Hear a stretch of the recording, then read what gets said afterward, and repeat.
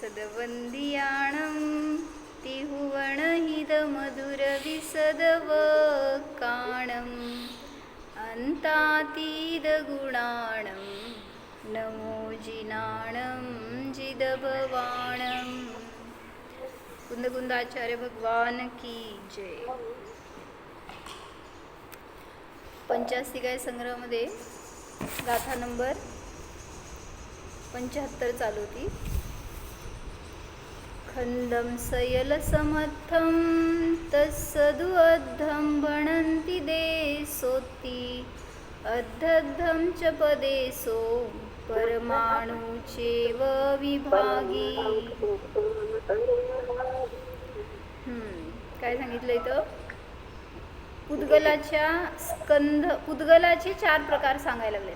त्याच्यामध्ये पहिला प्रकार घेतला स्कंद। मग फक्त स्कंद म्हटला तर तो अखंड पिंड घेतलाय। त्याच्या अर्ध घेतलं तर त्याला स्कंद देश म्हटलं।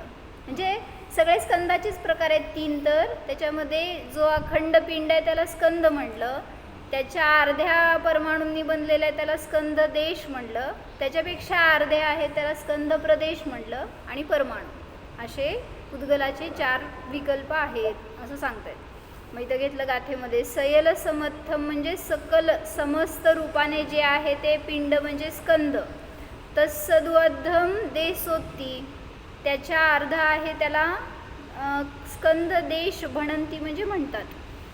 पुढं अद्धद्धमच पदेशो त्या स्कंदाच्या अर्ध्याच्या अर्ध आहे त्याला प्रदेश म्हणतात, स्कंद प्रदेश। आणि परमाणूच अविभागी, आणि परमाणू कसा आहे? अविभागी आहे। मिळाले ना गाथा? तुम्ही कुठलं घेतलं? विचारायचं होते 81 गाथा आहे त्याची। बोला। परमाणूला माझ्याकडे दीर्घ दाखवलंय नो दीर्घ गाथेमध्ये परमाणू सिंगल येणार तर दीर्घच असतो की। परमाणूला पुढं काय लावलात ना तर ते रस्व होते। नाही, अणू आपण छोटच घेतो ना, अनुदा छोट असतो। आता सगळीकडेच त्यांनी तसंच घेतलंय ना, परमाणूला दीर्घ घेतलंय। बघायला पाहिजे काय त्याची खाली परमाणू एव संस्कृत मध्ये दिलं की त्याच्याने छोटं घेतलं। तेच की ते पुढं लागलं ना त्याच्या, परमाणू झाला तो, मग परमाणू हे रस्व असतं। प्राकृत मध्ये बघायला पाहिजे परमाणू दीर्घ आहे का रस्व आहे असं। वर पण वरच्या गाथेत पण दीर्घच घेतलंय की परमाणू 80 गाथेमध्ये सगळीकडे जवळपास दीर्घ आलाय। ठीक आहे। जयसेनाचार्यजींची टीका आहे ती वाचू। सकल समस्त लक्षण स्कंद भवति तद अर्ध लक्षण देश भवति अर्ध अर्ध लक्षण प्रदेश भवति। हे सांगितलं सगळं, त्या ह्याची छायाच आहे गाथेची।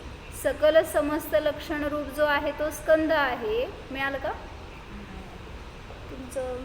81 गाथेची टीका आहे बघा ना। ही गाथा आहे ना, खंदम सयल समर्थम। कुठली गाथा आहे समोर तुमच्या? म्हणा। मागं जावा मग 75 नंबरची बघा त्यामध्ये।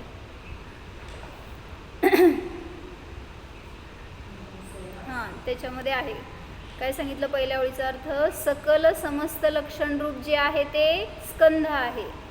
तद अर्ध लक्षण देश भवती त्याच्या अर्ध्या लक्षण रूप जे आहे ते देश म्हणजे स्कंद देश आहे। पुढं अर्ध अर्ध लक्षण प्रदेश त्याच्या अर्ध्याच्या अर्ध लक्षण रूप जे आहे ते प्रदेश आहे। तथाही समस्त अपि विवक्षित घटपटादि अखंड रूप सकल इति उच्यते तस्य अनंत परमाणुपिंडस्य स्कंद संज्ञा भवति। तथाहीने त्याचाच खुलासा करतात। हे 4 भेद आहेत असं सांगितलं, 3 भेद स्कंदाचे, आणि त्याचा खुलासा करताना सांगतात समस्त देखील विवक्षित जे काय घट पट म्हणजे वस्त्र आदी अखंड रूप जे पिंड आहेत ना, जे तुम्हाला दिसत आहेत, तर ते काय आहेत? सकल इति उच्यते त्याला सकल म्हणलं गेलं म्हणजे संपूर्ण म्हणलं गेलं। त्याच्या अनंत परमाणू पिंडाचं किंवा तो जो आहे सकल जो आहे तो कसा आहे, अनंत परमाणूंचा पिंड आहे, त्याला स्कंद अशी संज्ञा आहे. म्हणजे एका परमाणूचं नाही आहे किंवा थोड्या परमाणूंचं नाही आहे, तर अनंत परमाणूंनी बनलेला तो एक स्कंद आहे. तत्र दृष्टांतम आह, मिळालं का? त्याच्या खालीच आहे ना, तत्र दृष्टांतम आह. मग आपण आता जे उदाहरण घेतलं होतं ना मध्ये, 100 परमाणूंचा एक स्कंद केला होता, 1000 परमाणूंचा, आणि मग त्याच्या 500 परमाणूंचा स्कंदाला काय म्हणलं होतं, स्कंद देश, आणि 250 परमाणूंच्या स्कंदाला काय म्हणलं, स्कंद प्रदेश, आणि एका परमाणूला स्वतंत्र परमाणू घेतला, त्याच्यामध्ये काय स्कंद वगैरे प्रकार नाही. तर याच्यामध्ये आता 16 परमाणूंचा त्यांनी पिंड घेतलं, त्याला स्कंद म्हटलं आहे. तर ते त्यांनी 16, त्याच्या अर्ध अशा रूपाने वर्णन करत आहेत, तेवढं समजून घ्या. तत्र दृष्टांतम आह, तेथे दृष्टांत सांगतात. 16 परमाणू पिंडस्य स्कंद कल्पना कृता तावत. 16 परमाणू पिंडाचा जो आहे तो स्कंद अशी कल्पना केली गेली आहे. दृष्टांतामध्ये जो 16 परमाणूंचा पिंड आहे, असं 16 वगैरे काय दिसत नाही किंवा आपल्याला कळणार नाही आहे काय 16 आहे त्याच्यामध्ये, ते तर सगळे सूक्ष्मच असणार आहे. जरी स्कंद आहे तरी पण सूक्ष्म असणार आहे, ते काय दृष्टिगोचर नाही आहे. पण एक कल्पनेमध्ये 16 परमाणू पिंडाची स्कंद अशी कल्पना केली. एक एक परमाणू हो अपनयेन नव परमाणू पिंडे स्थिते ये पूर्वविकल्पाः गताः ते अपि सर्वे स्कंदाः भण्यन्ते.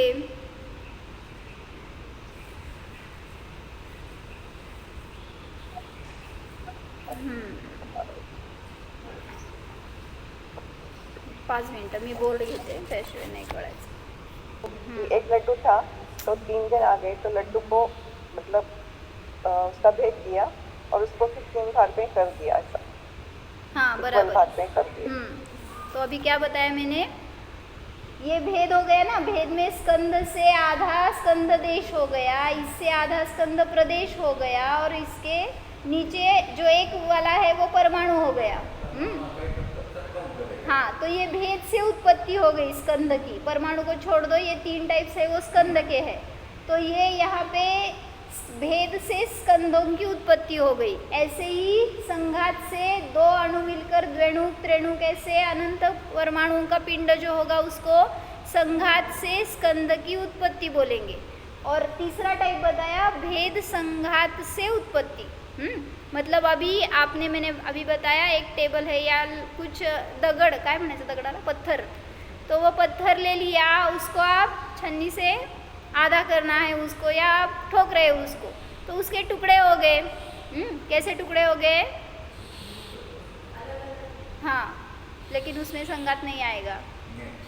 फिर भेद और संघात दोनों कैसे,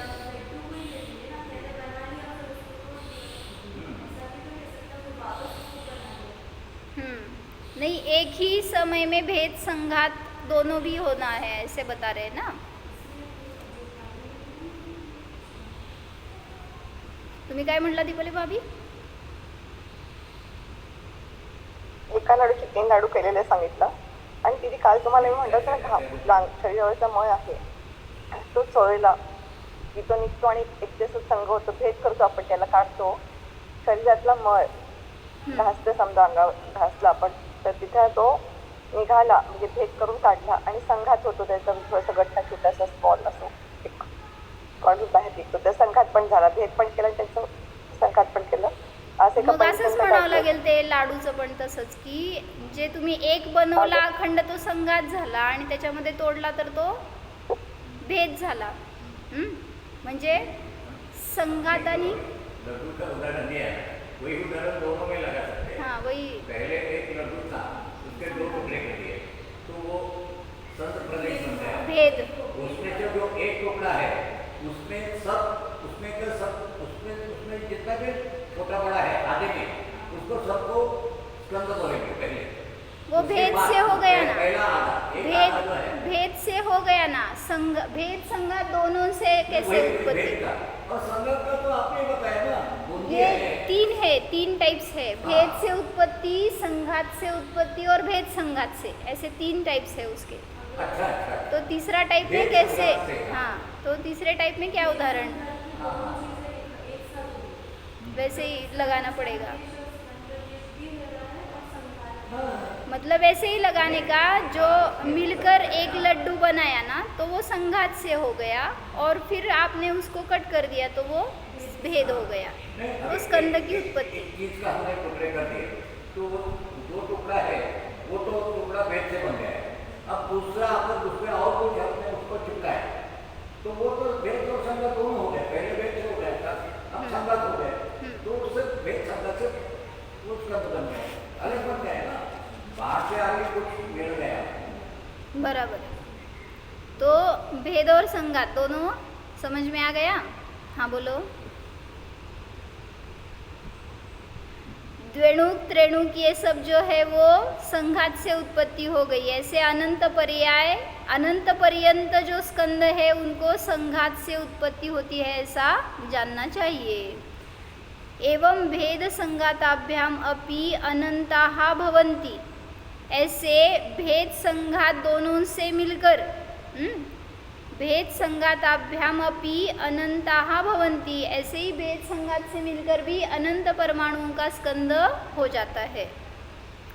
अत्र यहाँ तक तो सब पुद्गल का वर्णन कर दिया, ऐसे सब इसकी उत्पत्ति होती है या भेद होता है, स्कंद तैयार हो जाते, कैसे भी हो। तो रोटी बनाई आपने, अलग उदाहरण ले लो, क्या किया उसमें? आटा पहले इतना बड़ा गूंद लिया था आपने, फिर उसमें से आपने क्या किया, एक एक लोई निकाली और उसका काय म्हणायचं, बेला। हाँ, तो वो उसमें से जो एक निकाला तो वो भेद से उतने स्कंदों, उतने परमाणुओं का स्कंद हो गया, तो वो भेद से उत्पत्ति हो गई। और पहले जो आटा था उसमें पानी डाला आपने तो वो एक हो गया, तो क्या हो गया, वो संघात से स्कंद की उत्पत्ति हो गई। ऐसे समझ लेना सभी तरफ, जहाँ पर जैसे लगेगा वैसा। तो ये सब समझ के हमें जीवन में क्या फ़ायदा? पुद्गल का ही सीखना नहीं है, पुद्गल में ये सब भेद होते हैं ऐसे बता रहे हैं, लेकिन हमारे जीवन में इसका क्या उपयोग? तो ये लास्ट लाइन में बताते हैं, अत्र उपादेय भूतात् परमात्म तत्वात् पुद्गलानां यत् भिन्नत्वेन परिज्ञानम तद एव फलम इति तात्पर्यम। यहाँ पर उपादेय भूत जो परमात्म तत्व है उससे भिन्न होने से, कौन? पुद्गल। जो पुद्गल है वो परमात्म तत्व हमारा जो है उससे जो ये भिन्न है, भिन्न रूप से परिज्ञान करना वही उसका फल है। जो भी हम जान रहे हैं ये पुद्गल का वर्णन, तो इसमें ये मुझसे भिन्न है इतना ही आपको जानना है। लड्डू हो, बड़ा हो, छोटा हो, टुकड़े हो, कुछ भी हो, वो मेरा नहीं है या उससे मेरा सुख नहीं है, वो मेरा स्वरूप नहीं है, ऐसा भिन्नता जानना इतना ही उसका फल है। नीचे क्या पढ़ा है, पढ़ो, लास्ट लाइन क्या है? यहाँ उपादेय भूत है, यहाँ उपादेय भूत परमात्म तत्व से पुद्गल की भिन्नता का जो परिज्ञान करना है वह भेद ज्ञान ही फल है। जो भी आप सीख रहे हैं पुद्गल का वर्णन, तो उसमें भेद ज्ञान करना यही इसका प्रयोजन है, यही तात्पर्य है, यही फल है। मतलब आप जो भी पुद्गल आपके पास है तो उसको अपना स्वरूप मानते हैं। एक बार क्या बताया था एक पंडित जी ने कि आपके घर में जो भी है चीज़ है, तो एक मनुष्य था और उसको बहुत आसक्ति थी उसके सब परिग्रह में, तो उसने क्या किया, सबके ऊपर नाम डाल दिए, हर एक चीज़ के ऊपर। जो उसके सोने का पलंग था, कपड़े थे, कुछ छाता था, दरवाज़ा, खिड़की, सबके ऊपर उसने नाम डाल दिया। तो सबके ऊपर अलग अलग नाम डाले शायद। और फिर सुबह उठने के बाद देखता है तो उसको मैं ही नहीं मिल रहा था, बाकी सब मिल रहे थे लेकिन मैं नहीं मिल रहा था। तो वो खोजते बैठा और जिसके ऊपर वो सोया था ना, तो उसके ऊपर उसने नाम डाला था और फिर खोज रहा था तो मिल नहीं रहा था। तो वो उसका नौकर आ गया था घर में सफाई करने के लिए। तो वो परेशान बैठा था, तो उसको पूछा क्या हुआ, इतने क्यों परेशान हो, क्या खोज रहे हो? तो वो बोला मैं ही नहीं मिल रहा। तो नौकर क्या बोलेगा, मैं तो तुम्हारे पास है और तुम कहाँ खोज रहे हो? तो उसको वो बाहर का मैं चाहिए था, लेकिन वो नौकर ने बताया अध्यात्म उसको, क्या तुम्हारा मैं तुम्हारे पास है, तुम बाहर क्यों खोज रहे हो? ऐसे ही हम भी जो भी परिग्रह है उसके ऊपर हम अपना नाम डालते हैं, या उसके वजह से हमारा अस्तित्व मानते हैं, या उससे हमारा सुख मानते हैं, वो चाहिए ही, ऐसा हमारा आग्रह रहता है। घर की कोई भी चीज़ हो और वो उस जगह से हिल गई, कोई किसी ने उठा के दूसरी तरफ रख दी या आपको नहीं दिखी, क्या होते हैं आपके भाव? हाँ, नींद नहीं आती रात को, किधर गई, भले ही वो यूज़लेस हो, भले ही उसका आपको बहुत बहुत सालों तक कुछ यूज़ नहीं है, फिर भी वो वहीं पर चाहिए। जैसे पहली बार बताया था उदाहरण, वॉच रहता है घर में, आप कितनी बार उसको हाथ लगाते हैं, कितनी बार लेते हैं? कुछ भी नहीं है, बस वहीं पे। उसको अगर किसी ने मिसप्लेस कर दिया इधर से उधर, क्या करते हैं? टाइम ही नहीं जाता, या टाइम सब बदल जाता है आपका। मतलब आपके विचार वो किधर गया, उसी के बीच में अटक गया। तो ऐसे बताते हैं कि किसी भी बाह्य चीज़ से हमारे ज्ञान को विचलितता नहीं होनी चाहिए, तभी समझना आपने क्या किया, उसमें मैं नहीं रखा है। नहीं तो अपनी नई ड्रेस है, शूज़ है, चप्पल है, और वो बाहर छोड़ के अंदर आए आप अभी, और बाहर से बाहर निकल गई, समझो क्या हो गया? वो बहुत अच्छी थी, अभी लाई थी, हाँ, और किसी ने ले ली, तो उसी में अपना अस्तित्व है, ऐसा हम फील करने लगते हैं। कहाँ गई, क्यों गई? अभी तो वो मोबाइल का ही उदाहरण देते हैं सभी लोग, अपना मोबाइल खो गया तो कितना लोग पागल हो जाते हैं उसमें। उनका अस्तित्व ही उसमें रख दिया है आजकल उन्होंने। मतलब वो एक उदाहरण बताया था कि कहीं गए थे बाहर घूमने के लिए, और उन्होंने वहाँ पे स्नैप कुछ हाँ डाल दिए थे इस पे, स्टेटस पे, या किसी को दे दिए थे, भेज दिए थे। तो जिसको भेजे थे ना वो देख ही नहीं रहा था। तो उसको इतना दुख कि मैं हूँ ना यहाँ पे, मैं वहाँ पे हूँ, वो देख क्यों नहीं रहा है? मतलब किसको किसका दुख और किसका सुख, मतलब उसी में मैं हूँ ये मान लिया। हाँ, तो आपने मैं को डिवाइड कर दिया है, ये मैं बता रही थी। सभी तरफ आपने अपने अस्तित्व को भूल रहे हैं, और इसलिए जो भी दिख रहा है वो सब पुद्गल है, वो आपसे भिन्न है। इसका भेद विज्ञान करने के लिए पुद्गल का अधिकार चल रहा है अभी। ये जो भी आपको ये अभी उदाहरण दिया उन्होंने, घट पट वस्त्र, आपका घर, आपके घर की चीज़ें, सभी पुद्गल कौन से स्कंद है बताओ? ये जो भी आपके घर में है वो स्कंद है, स्कंद देश है कि स्कंद प्रदेश है? क्यों? अभी एक बड़ा बर्तन है और एक छोटा बर्तन है, बोलो क्या है घर में? बराबर है ना, क्यों कंफ्यूज हो रहे हो? मतलब जो एक है, अभी ये साड़ी ले लो, साड़ी और उसका नहीं, अलग से हैंकरचिप ले लो, तो वो क्या है? दोनों भी स्कंद ही है। अगर उसको आपने फाड़ दिया और बता रहे तो वो स्कंद देश, स्कंद प्रदेश हो जाएंगे। लेकिन जो अखंड पिंड है वो सब स्कंद ही है, भले ही छोटे हो या बड़ा हो, सभी एक है तो अखंड पिंड है, तो उसको स्कंद ही बोलते हैं। तो ये सब समझ के हमारे जीवन में क्या फायदा है? जो स्कंद है वो कितने भी परमाणुओं का रह सकता है, वो सब अनंत का ये जो आपको दिख रहा है, क्योंकि अनंत परमाणुओं के पिंड से नीचे वाले पिंड हमें दृष्टिगोचर नहीं होते। तो वर्णी जी ने बताया, उसमें उन्होंने खुलासा करके अच्छे से वर्णन किया है।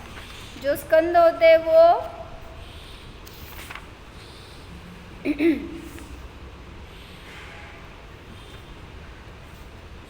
जो 16 परमाणुओं का स्कंद है, तो 16 परमाणुओं का पिंड रूप स्कंद, यह स्कंद आंखों दिख सकता है क्या? वह तो दूरबीन से देखने पर भी नहीं नजर आएगा, नजर ना आएगा। दूरबीन यानी समझ में आता, माइक्रोस्कोप। तो दूरबीन से देखने पर अनंत परमाणुओं का पिंड ही नजर आएगा, 16, 50, 100, 1000 काउंटेबल भी नहीं। इतने भी अगर परमाणुओं का स्कंद हो गए तो वो भी दिखने में नहीं आएगा। जो अनंत परमाणुओं का पिंड है वही नजर आ जाएगा। अच्छा, तो गणना से ऊपर असंख्यात परमाणुओं का पिंड है वो नजर आएगा या नहीं?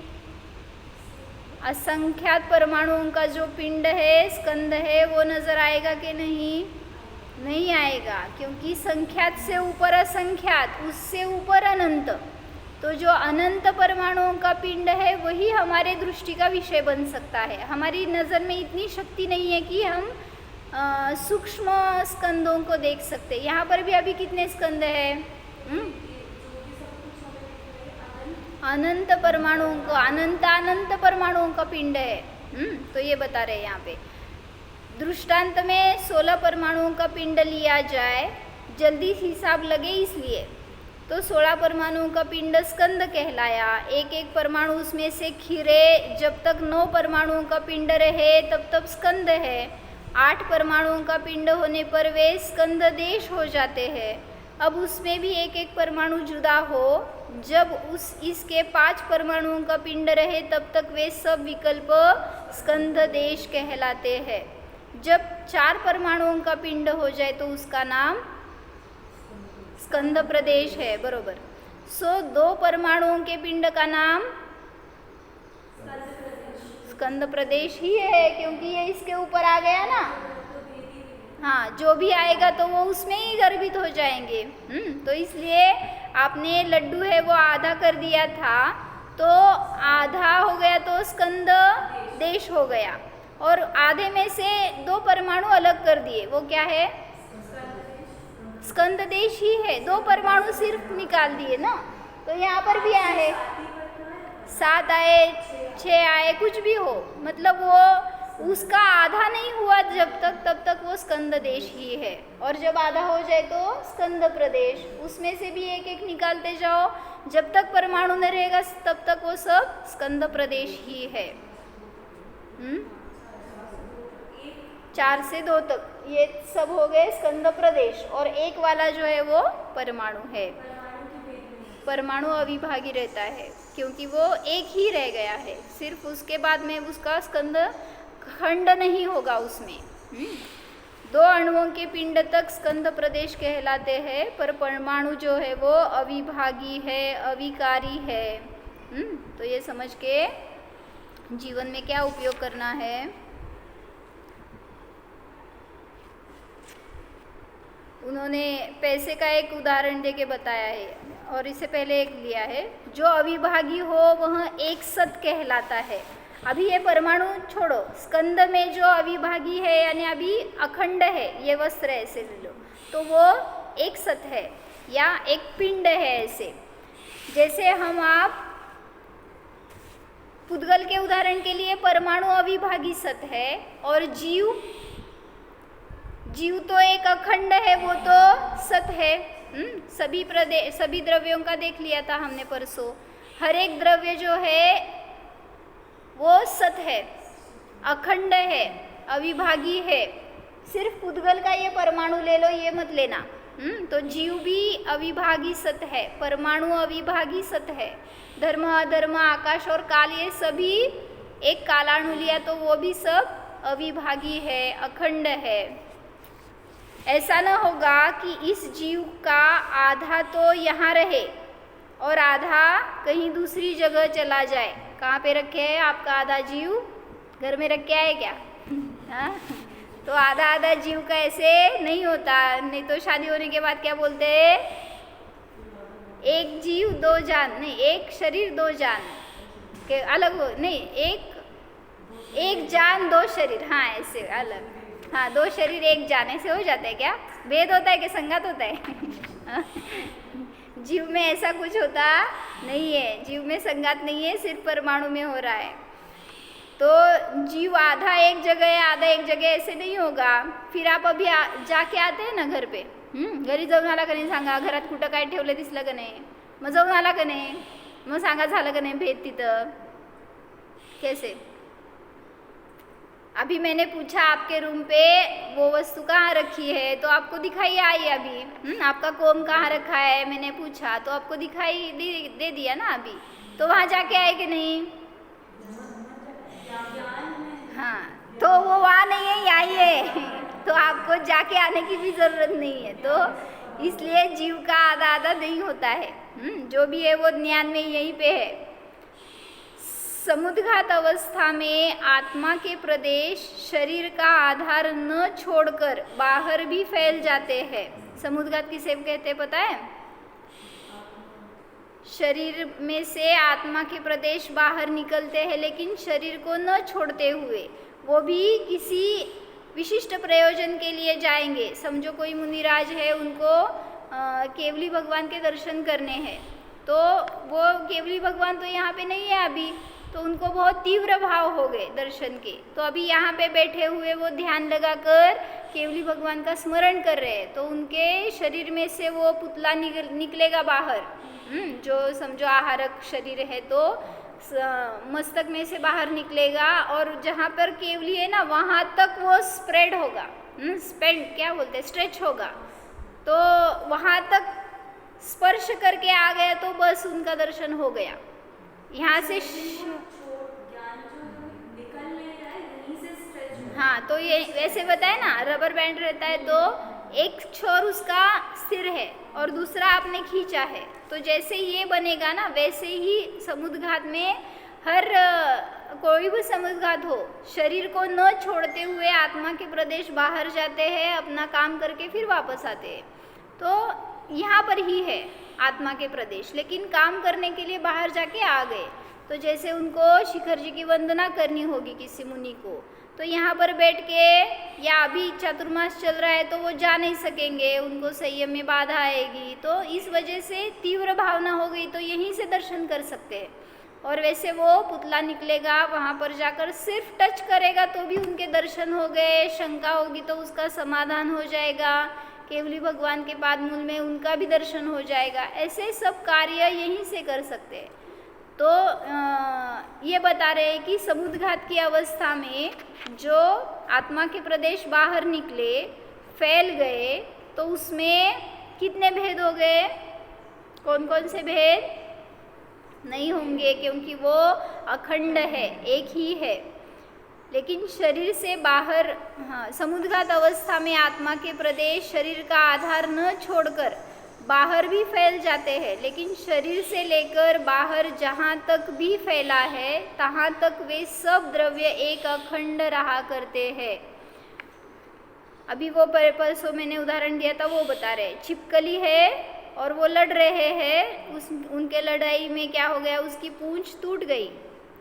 तो वो देखा है आपने, ऐसे टूटने के बाद कितनी देर तक वो ऐसे काय म्हणायचं, म्हणा क्या बोलते, फड़फड़ाती है, हाँ फड़फड़ाती है, तो उसमें जान है कि 2 टुकड़े हो गए थे, कैसे? छिपकली है, उसकी पूंछ बहुत दूर गिर जाती है वो, और वो भी छटपटाती है, ये भी छटपटाती है, फिर जान उसमें है कि इसमें? फिर उसमें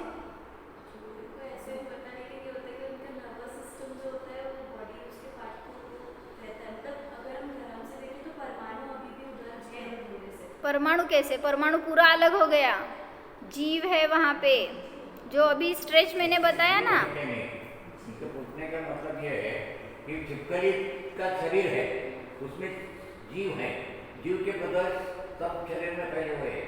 अब जब छिपकली का टुकड़ा होता है तो अपना हाथ शरीर से अलग गया हो तो उसमें जीव नहीं रहता, जान नहीं है हम बोलते हैं।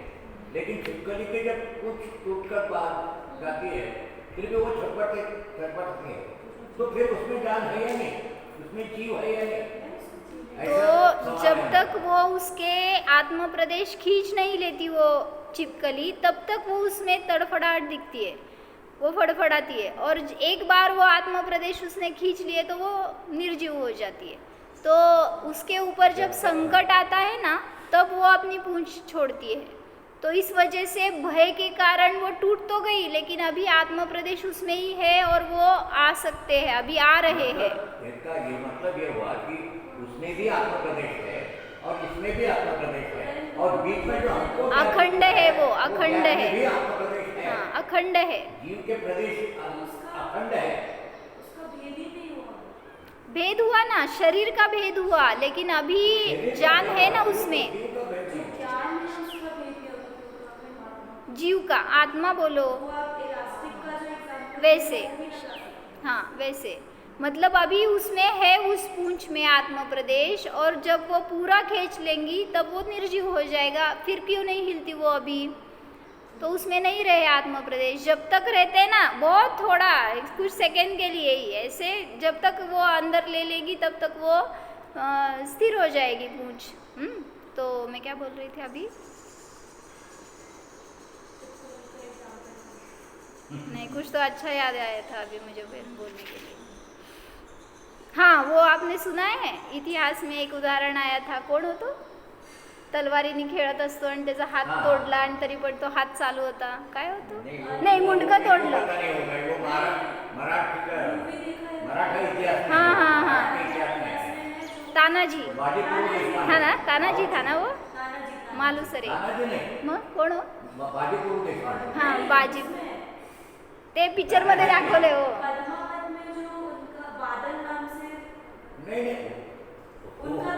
हाँ, मैं बताती हूँ आपको, हमारे इतिहास में ऐसे एग्जाम्पल है। महाराष्ट्र के इतिहास का भाग है। हाँ, तो उसमें देशपांडे ये एक शिवाजी के योद्धा थे, और ये शिवाजी को उनका बहुत डिवोशन था शिवाजी के लिए। कोर्ट को उन्होंने घेर लिया, तो वहां से निकल तो जाना पड़ेगा। शिवाजी की सेना कम थी, उनकी बहुत बड़ी थी, तो उन्होंने क्या किया, रातों रात वो निकल गए। लेकिन जब निकल गए तो उनको पता चला मुगल सेना को, तो वो आक्रमण करने लगे, अंदर घुसने लगे। तो वहाँ एक बीच में ऊपर जाने के लिए एक संकरा रास्ता रहता है, वो बहुत छोटा रहता है। तो खिंड बोलते हैं, दो इसके बीच में जो दो पर्वत के बीच में छोटा सा रास्ता है, तो खिंड बोलते हैं। उस खिंड में वो खड़ा रहा थोड़े सैन्य, और उन्होंने पूरे सैनिक के साथ उसने युद्ध किया। उस समय क्या हुआ कि सेना तो कम थी और उनकी तादाद हुई, तो मुगल सैनिकों ने उनका सर काट दिया। फिर भी सर काटने के बाद भी उसके तलवार के हाथ चलते रहे, ऐसी एक कथा है।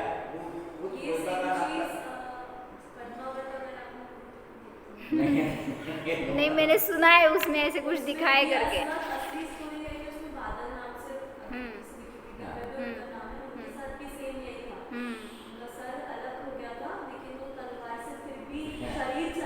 हाँ, ऐसे इतिहास में ऐसी क्यों किया, हर इतिहास में रहते हैं। पद्मावत में बोलो, महाराष्ट्र के बोलो, गुजरात, कोई ना कोई तो एक होता ऐसा होता ही है। मतलब क्यों ऐसा क्यों हुआ, वो बताया क्यों वहाँ पे। इतनी उसकी प्रबल इच्छा थी, उतना समर्पण था शिवाजी के प्रति उनका, बाजी प्रभु का, कि वो कुछ भी हो जाए, जान भी जाए, फिर भी मैं आपके ऊपर आँच नहीं आने दूंगा, ऐसे उनकी इतनी तीव्र भावना थी। तो जब तक शरीर में जान है तब तक वो लड़ते रहे। उनका तो, उनके तलवार से कितने सैन्य का घात होगा, एक बार में 4 लोग या 5 लोग ऐसे, लेकिन वो ऐसे तलवार चलाते रहे कि बहुत मारे जाए, बहुत लोग पीछे हो जाए ऐसे। लेकिन उन्हीं का अगर सर कलम हो गया तो वो अभी उनका हात वैसे ही, क्या बोलते उसको, काय म्हणते त्याला कसलं, हां असं म्हणा, नाही तर आपलं स्पॉन्टेनियस बोलते हैं ना, ऐसे ऐसे रिएक्शन चल रही थी कंटिन्यूस ऐसे। तो उनके विलफुली भी नहीं, अभी हाथ ऐसे ही चल रहा है उनका, हो नहीं हो कोई सामने तो चल ही रहा है, ऐसे चल रहा था। और फिर जब मुंह निकल गया उनका, शरीर से अलग हो गया, तो फिर भी उनकी प्रोसेस चल रही थी जब तक उसमें है, अभी निकल रहा है अभी जीव, और निकल गया तो शांत हो गए। तो ऐसे किसलिए बता रहे थे, छिपकली से कहाँ गए?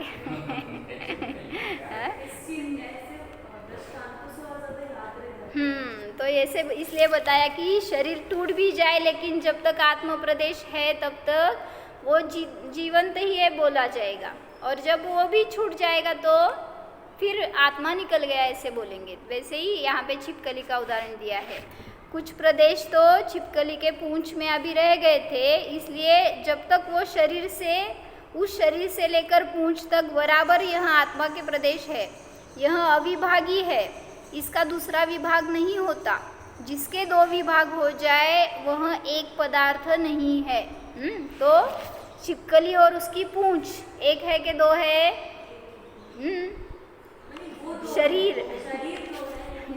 शरीर तो अनंत परमाणुओं का पिंड है, तो इसलिए उसमें टुकड़े हो सकते हैं, लेकिन जो जीव है वो अविभागी है, उसमें टुकड़े नहीं होंगे। तो ये सब बताया क्यों? क्योंकि हमारा एक जीव ये अविभागी है, उसको जानो।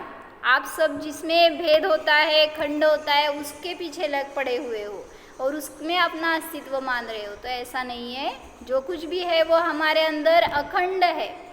तो उस अखंड का हम वेदन करेंगे तो ये भाव नहीं होंगे ये चीज़ गई हमारी, या छूट गई, टूट गई, गुम गई, तो उसकी वजह से हमें जो आकुलता होती है वो नष्ट हो जाएगी, क्योंकि मेरा अस्तित्व तो मुझ में है, उस वस्तु में नहीं है, या उस वस्तु से मुझे सुख आदि नहीं है। ये समझ में आ जाएगा तो शांति है। ओम। जानो यह मैं आत्मा अखंड पिंड स्वरूप हूँ। इस मुझ आत्मा में भेद नहीं है, विभाग नहीं है। मेरा अस्तित्व मुझ में ही है जानो। मैं स्वयं अस्तित्ववान हूँ। परद्रव्य से मेरा कुछ भी संबंध नहीं है।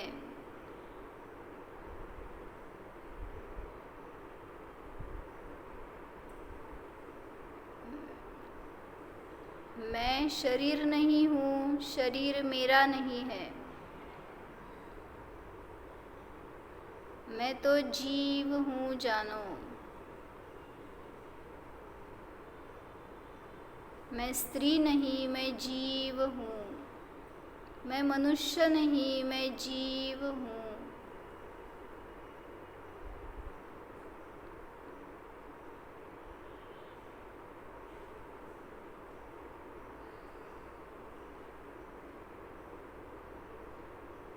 जीवोऽहम्।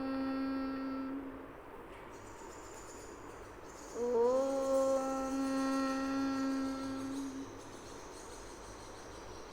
विसर्जन। नमो हरि